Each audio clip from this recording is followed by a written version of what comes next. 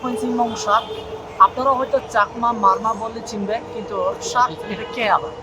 এই জাতির নাম হয়তো বা আপনারা শুনেন নাই। এটা আমাদের বাংলাদেশে আপনার বান্দরবান জেলা নাইক্ষ্যংছড়ি উপজেলায় একমাত্র আমাদের জাতির লোকেরা আছে। আর বাংলাদেশের অন্য কোনো উপজেলায় আমাদের জাতির লোক নেই। আমরা বাংলাদেশের ৬,০০০-এর মতো আছি। আমরা প্রায় আমি অনেক সময় দুষ্টামি করে আমি বলি আমি ভাই ডাইনোসর প্রজাতি, আমি হারিয়ে যাচ্ছি। আমি এই জন্য সবাইকে বলি আমাকে একটু ভালোবেসে আগলে রাখেন, আমি যাতে একটু পৃথিবীর বুকে আরেকটু থাকতে পারি, বাংলাদেশের মানচিত্র যাতে গর্বের সাথে আমার আরও কিছুদিন থাকতে পারি। এই জন্য আমি ভাইদেরকে দুষ্টামি মিছিল আমি এভাবে কথা বলি। দেখুন ভাই, আমরা বাংলাদেশে ৬,০০০ আছি। আমরা ৬,০০০-এর মধ্যে আমি একজন। আমি যদি ৬,০০০-এর মধ্যে একজন হয়ে বাংলাদেশে লক্ষ কোটি মুসলমানের ভিড়ে যদি আমি মিডিয়াতে এসে বুক ফুলিয়ে কথা বলতে পারি, এর থেকে স্বাধীন সার্বভৌম দেশ আমার মনে হয় পৃথিবীতে আর কোথাও নাই। হ্যাঁ, এটা বলা বাহুল্য। কিন্তু ভারত তো ভাই আমাদেরকে পছন্দ করে না, আমাদেরকে সবসময় আমাদের কি বলে আমাদের পিছে পিছে পিছে পিছে আসলা বাস নিয়ে ঘুরে। একটু সংখ্যালঘুর ট্যাগ দেয়। সংখ্যালঘু, এটা সংখ্যালঘু আমি বলতে চাই না, কিন্তু এটা আওয়ামী লীগ আমাদেরকে দিয়ে গেছে।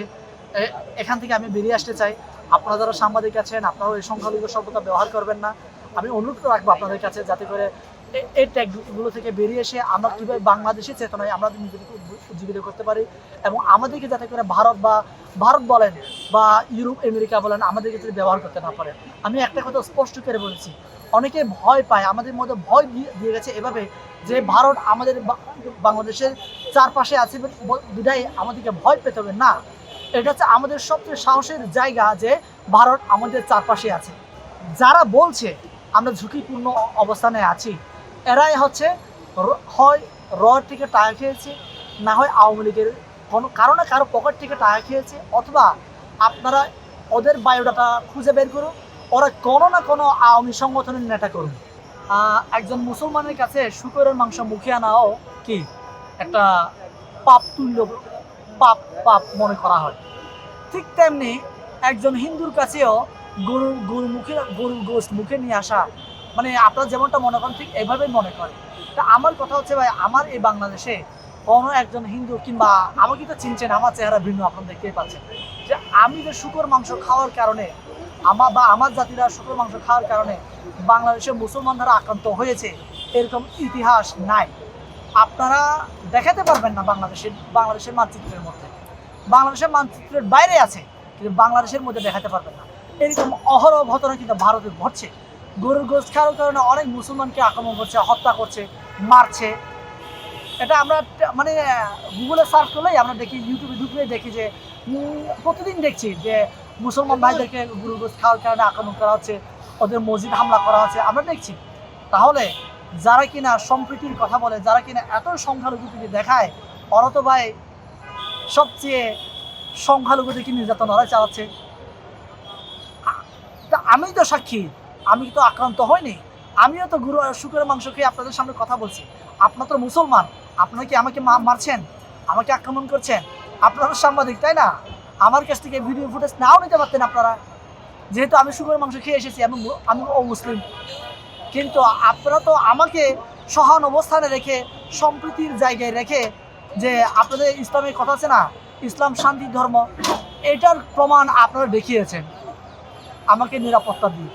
তাহলে আপনি যদি আসলে সত্যিকার অর্থে ভারত যদি সংখ্যালঘু কিংবা আপনার ভিন্ন ধর্মের লোকদেরকে যদি নিরাপত্তা দিয়ে থাকেন, তাহলে আমি বলবো ভাই, আপনার দেশে মুসলমান ভাইদের জন্য গরুর গোশত খাওয়া আইন করেন। এটা অন্যায় না বলবেন, আইনিভাবে খাওয়া আপনার জারি করেন। তাহলে তো ভাই আপনার আন্তর্জাতিকভাবে একটা প্রমাণিত হবে। আপনি দেখেন ভারত সবচেয়ে গরু গোশত রপ্তানিতে নাম্বার 1 পৃথিবীতে।